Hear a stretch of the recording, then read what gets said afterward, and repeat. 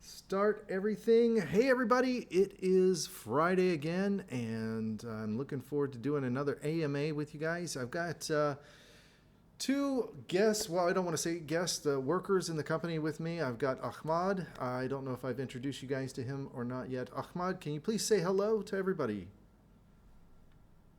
Hi everyone.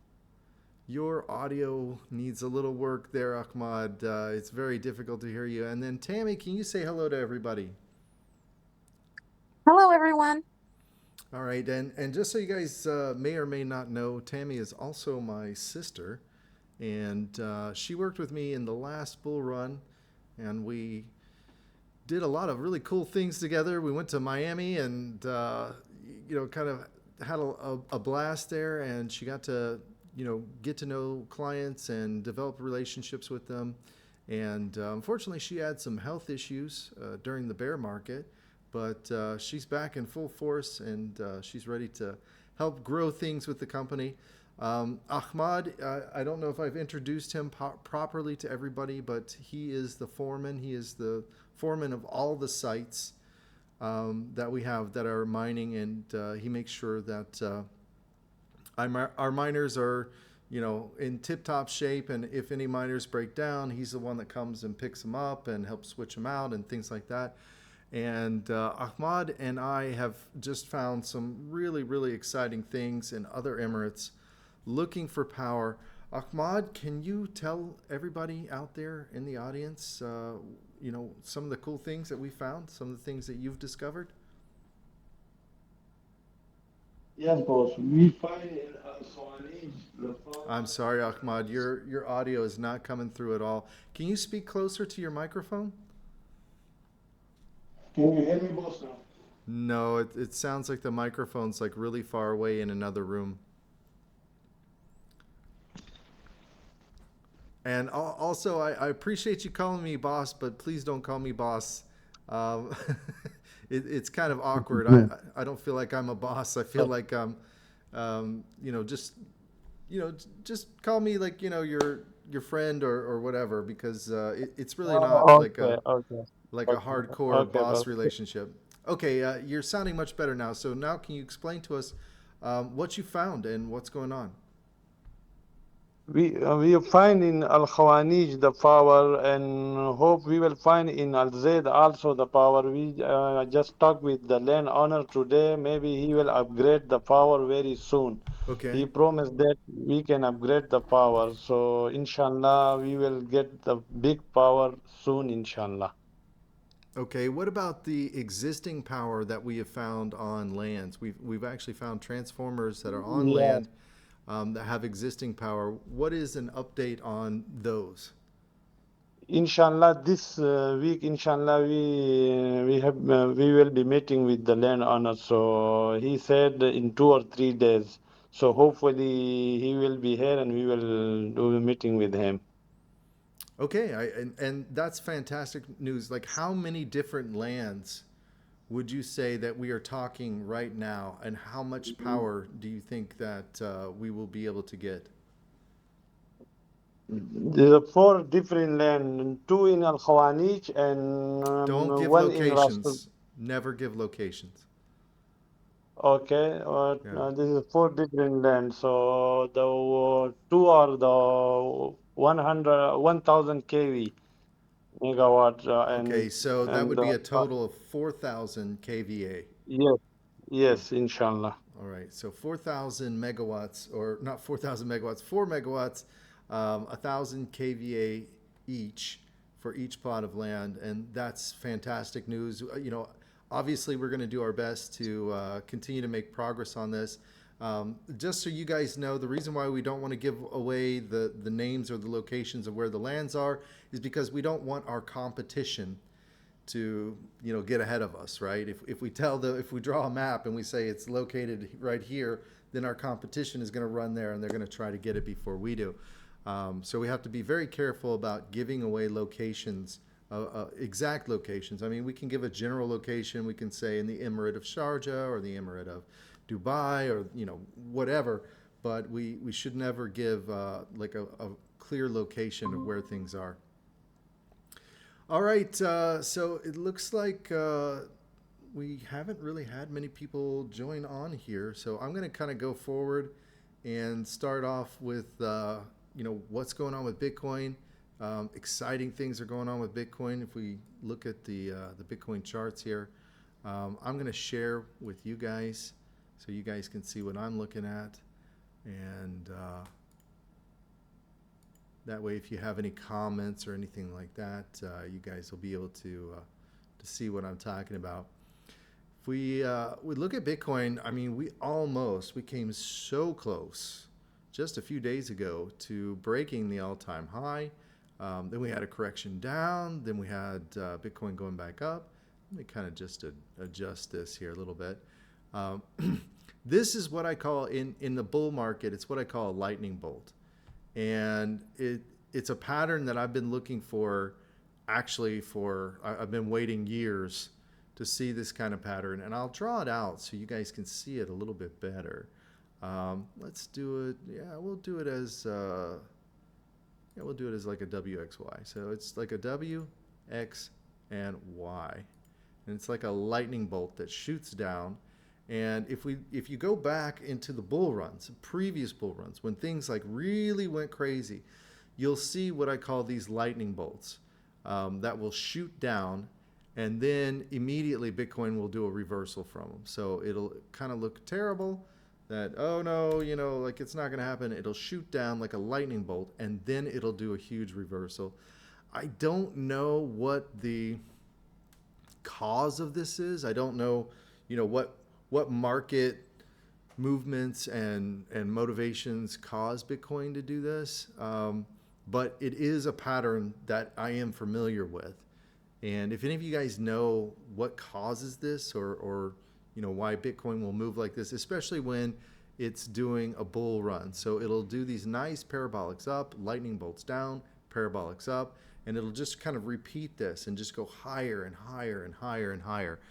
And it's very exciting to actually see this pattern. If we look, previously, we weren't getting that lightning bolt strike down in any of these corrections, but now I'm starting to see these, and that's a really good sign to me that we're definitely on the verge of the bull run. We're going to break all-time highs. We're going to set new all-time highs, either daily or weekly. And of course, we will see these lightning bolts come in between. That's part of the process, so nobody panic. And looking on the large scale of things, it's really kind of hard to predict things that far out, but I like to look at the big picture because that gives me, I don't know, it gives me some sort of an idea to plan a strategy. And I've created 3 possible parabolics here. The first one is based off of the bull run that we had 2 years back, and then before the last bull run, I should say, not 2 years back. It was way more than 2 years ago. And then this bottom one is based off of the most recent bull run, and then this middle one is based off of just kind of the average between the two. So if we kind of think like this is the best possible case, this is, the worst possible case with COVID and pandemic, this would be, just in the middle, in the average. And the parabolic is, it's showing 700K, guys. So that's really exciting to me. That's higher than my initial predictions. I put a resistance band at 4,000 or 440,000, which was what Stock to Flow predicts. As I've said many, many, many times, the price action always goes higher than what Stock to Flow predicts. So that would be really, really nice if it hit the 740 range. And it looks like it's going to do it, within the next year. So, I mean, we're just going to have a year of pure bliss. And so that takes me around to the next thing. You guys have been asking questions, okay, when are we going to get up to mining again? What are we going to do about monopoly? And I put forth the proposition of we can do a refresh now. And like we literally need to do a refresh like now, before. I mean, already the prices are changing. I'll have to look. I still think I can get things at a decent price. One of the things that's very different about this cycle that we didn't have in previous cycles, especially the COVID-19, where we had the chip shortage and we had a miner shortage, and it just drove the prices of the miners astronomically. I almost feel like we may have an oversupply issue, so prices may remain very reasonable throughout the bull run. Another interesting bit of news, I can't confirm anything yet. I'm still confirming through other sources, but I've been told that the institutional level mining, they're overextended. And what that means is basically they've been breaking even every month for many, many months now since, I'm going to say, May, since the halvening. So we got June, July, August, September, October. That's 5 months. And then we're getting into November. So if November actually ends up going sideways, it's going to do some really interesting things in the market. We're going to see a lot of these publicly traded companies default. We're going to see them collapse. We're going to see them, file bankruptcies. And if that happens, that's going to be really interesting because they hold the lion's share of all the global hash rate. And if they have to turn all those machines off and put them through court proceedings and liquidation proceedings and things like that, that's going to basically just take them out of the system for 18 months, because it takes about 18 months to settle all the lawsuits and pay all the debts and the creditors and yada yada. And so if the lion's share of the global hash rate just suddenly defaults and has to turn off, then all that's going to be left to keep the global hash rate going are going to be the operations like ours. So that would make things like really interesting happen. Now, do I think everyone is going to default? No. But, I'm already looking at some really interesting contracts and things like that. Again, do your own research, guys, but I definitely think at least a few publicly traded companies are going to default, and they're not going to be able to meet their financial obligations because they're just not in a good financial position. It's dragged on for 5 months, with Bitcoin barely being profitable at like a 3.5 cent, 4 cent range. And they've got big operations. They've got to pay for workers and healthcare and repairs and all these other things, and that stuff, it adds up, especially if you have you have a good power cost like 3.5 cents, but you don't have a great power cost like 2 cents or 1.3 cents or 2.5 cents, and those fractions of a penny per kilowatt hour can make a huge difference, especially when you're on a large scale. And I'm just hearing they're all feeling a lot of pain. And so it could be possible that Bitcoin will go up high enough. I hope it holds out another 3 weeks. I hope we go sideways another 3 weeks. That'll still be well within my prediction bands. And it'll put a hurting on the institutions that will get them to shut off, and that'll lower all the global hash rate. Then the difficulty lowers. Then the miners that survive make the lion's share of production of the Bitcoin that's mined. So that's definitely something to keep in the back of our minds, and see where that goes. Because that's going to mean that there's going to be an oversupply of machines in the market. And as an oversupply of machines in the market, that's going to drive the prices down, right? You've got supply and demand. So the higher your supply is and the lower your demand, that makes the price go down. And the higher your demand is and the lower your supply is, makes the price go up. Yeah, so that'll be interesting. It may not be. Yeah, it's a coin toss right now in my mind. Like it may still be profitable to just hang on to the machines that we've got, wait till the end of the bull run and sell them at the top. I'm sure we're going to definitely get more than what was paid for them in that case. I don't know if we're going to get the extraordinary price increases that we got. It seems to me like there's an oversupply in the market, right? And so that means that's going to keep prices, or that's going to put pressure to keep prices low. So yeah, I'm almost wondering, guys, since we're finding so much power, me and Ahmad, that, maybe we should just run what we have and do another project to try to fill out some of this extra power. I want to know your thoughts, guys. What would it look like? That's the whole thing. I was asked, like, well, how much terahash will we get with the new project and things like that. There's so many variables that are involved with that it'd be really hard to say. It would be easier if we just did a clean start. Does that make sense to everybody?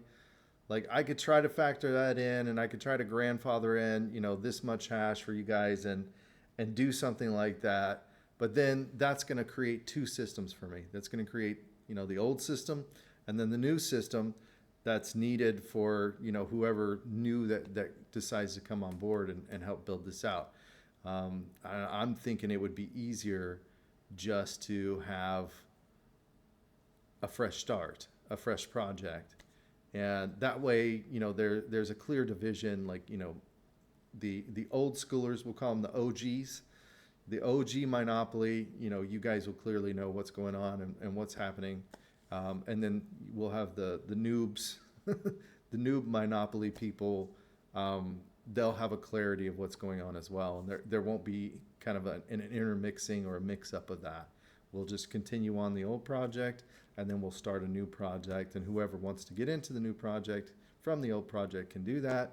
I think that would make the most sense. But again, I'm going to leave it to you guys to do it as a vote, because, everybody still has their voting rights. And I think that's very important, is to, kind of let the crowd mindset or the crowd wisdom rule this.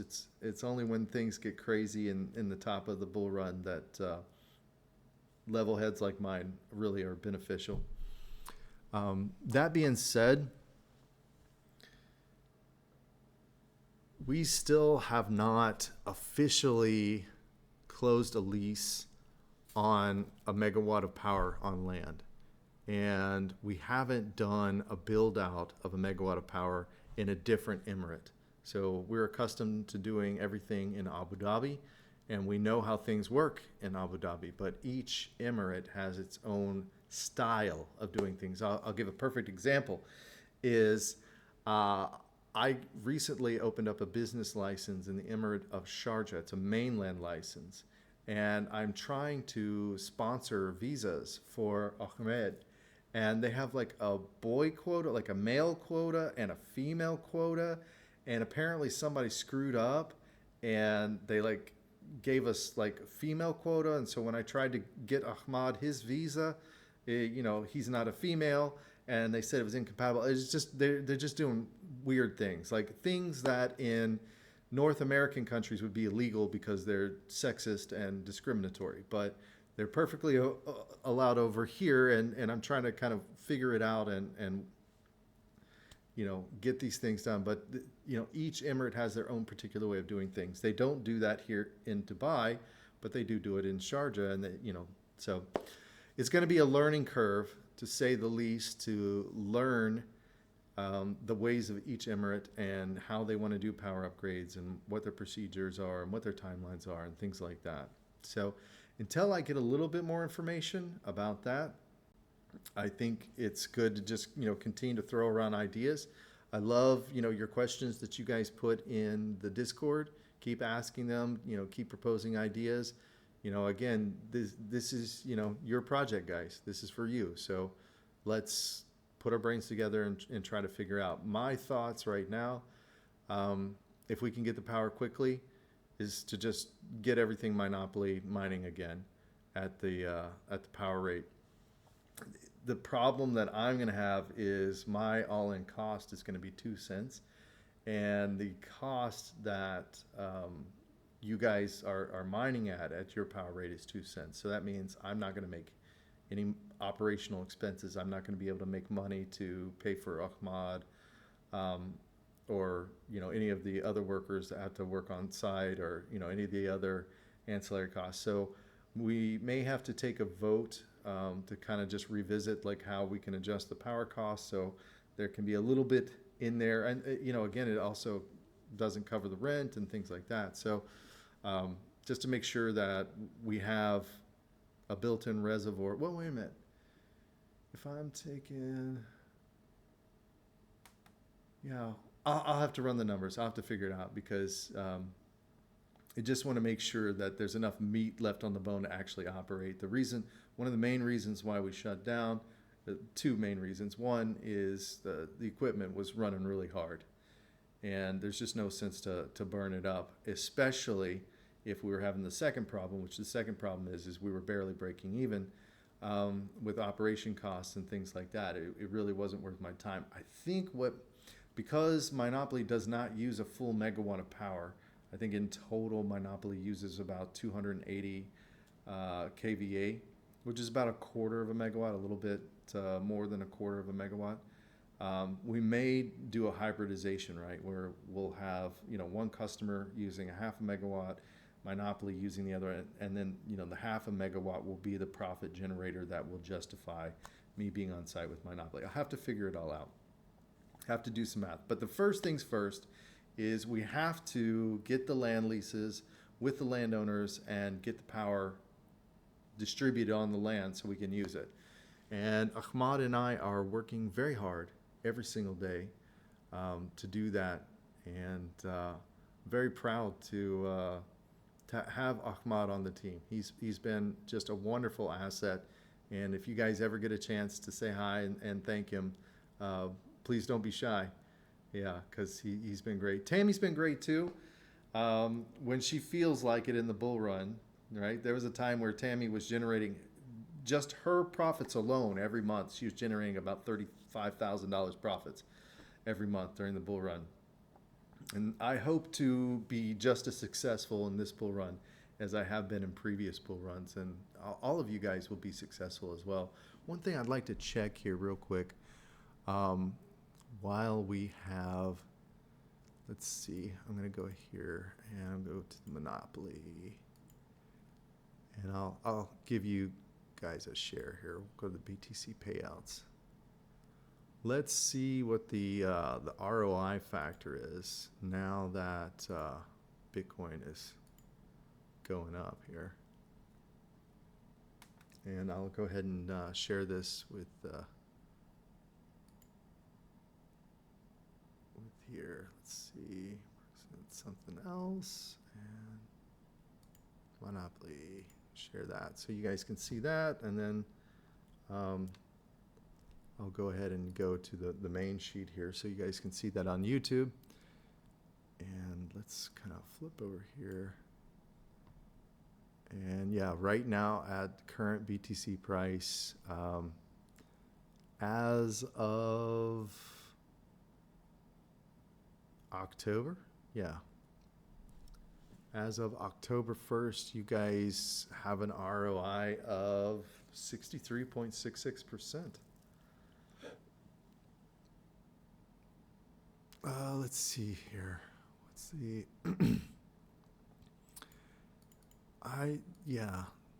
the hash market price, I think I can get $6.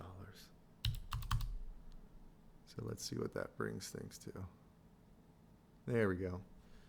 Yeah, 68.26% per NFT is what you guys have. So with the value of BTC being what it is, and the value of the miners per terahash, it's not bad. That's not bad. I think you guys, yeah, if we get back up and running and all goes well, and we run, let's say, within the next 5 to 6 months, I think you guys should have a full ROI. So, yeah, I mean, just looking at the numbers, guys,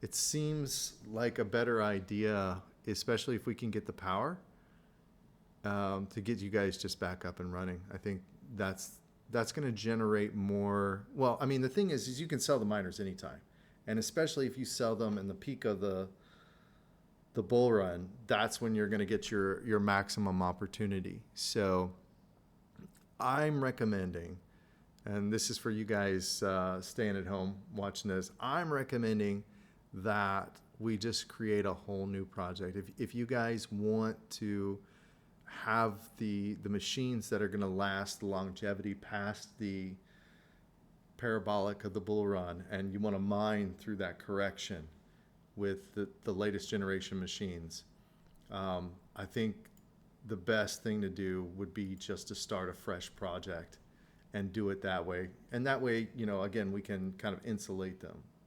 Maybe we can have both projects on the same piece of land. Like I said before, like we've got a full megawatt, we use 280 for monopolies purposes, and then we use the remainder for the new project. Because I was thinking really big when I started this project. Monopoly, I thought, oh, we're going to get a megawatt, no problem. We're going to get, 5 megawatts. And so I built this whole schema to get all the way up to 50 megawatts. But unfortunately, I guess the bear was just being a bear. I mean, we barely got a quarter of a megawatt worth of power to use. I would recommend this, though, and this might be worth considering, is seeing what we can do to liquidate the M50s and get all S19K Pros. The S19K Pros, just, you can overclock them. Getting repairs done on them is so much easier. Ahmad, today he picked up a repaired miner. He took it to Rope's, Cobra X site.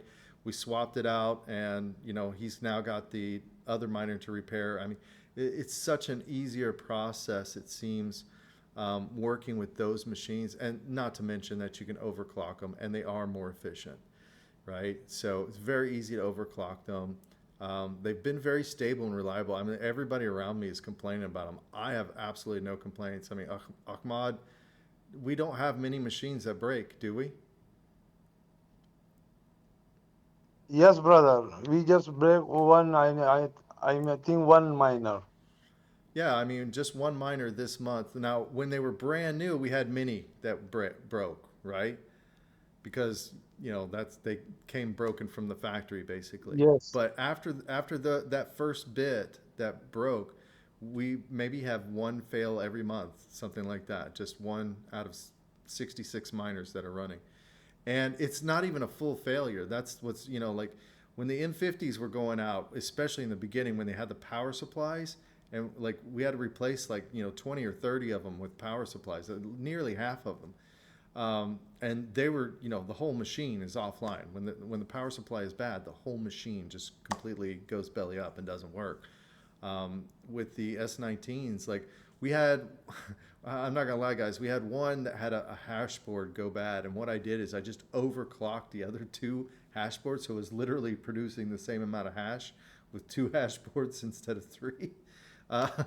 But yeah, I mean, that kind of flexibility, that's kind of a game changer, because the name of the game is just to keep the hash and to keep the hash high and to keep it up as high as possible. And I'm able to do that a lot better with the S19K Pro. So if anything, I would suggest is we keep the old Monopoly project, consider upgrading to S19K Pros. They're much more efficient, a lot more flexibility, and much easier to repair than the M50s. And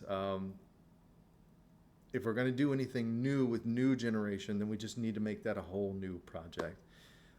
Anyway, I hope that answers everybody's questions, since it seems everybody's really busy this Friday. Maybe they're still celebrating from Halloween or whatever. Hopefully everybody had a happy Halloween. I just wanted to say that. Yeah, I'm kind of surprised that we didn't get the audience that we normally get. But hopefully all of you all who are still interested in doing things with this project will watch this video. If you have any questions, as always, please feel free to reach out in the Discord, the free parking. And I'm going to try to get Tammy. Tammy, are you in the Discord? Tammy, your mic is off. Sorry, brother. I did not understand that. Are you in the Discord channel? It's like Telegram, but it's like a different platform. No, I'm not. If you send me the Okay, link, I can add. I'll get you into the Discord. We'll get you set up with that. Tammy loves to talk. She's a super friendly, bubbly personality. I'm sure all of you guys will fall in love with her, but she loves to talk, and I'm going to kind of have her managing the social interaction of things from here on. I need to step back and focus on getting these lands and getting these powers and doing all the engineering work that goes along with that. Unfortunately, Sammy was here at the beginning of our AMA, but somehow he lost his internet connection. So I hope everything's going well for him. I'm going to sign off here. I hope everybody again had a happy Halloween, happy Friday, and I'll see you guys again next month.